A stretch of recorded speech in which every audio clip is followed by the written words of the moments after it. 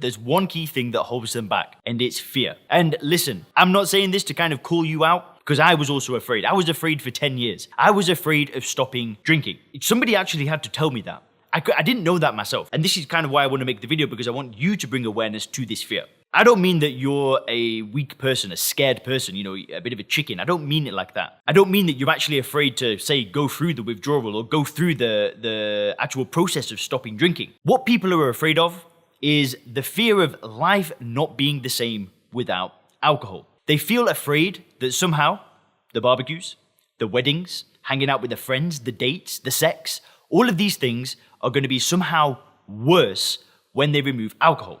So the problem is that all of these individuals that, they know that alcohol is causing problems, they can see the problems around them, they know that they should probably stop drinking, they might have tried a few times, they might have had a few attempts. The one thing that is the roadblock for those individuals is fear that life won't be the same without alcohol. And I just want to make it just so clear. There is nothing to fear. You have got so much to gain from not drinking. And this idea that life won't be the same without alcohol, it's just not true. I'm telling you, things like events, social events, barbecues, parties, hanging out with friends, dating, these things become 1,000 times more enjoyable because you're present. You're actually being your real self. You're putting out real, core, natural confidence.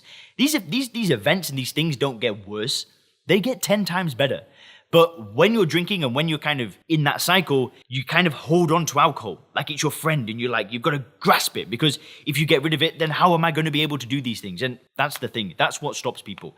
That's what keeps people in this cycle for 20, 30, 40 years. It's that one small barrier that when you understand that there is nothing to fear, that's when you can kind of get the courage to actually go through this path.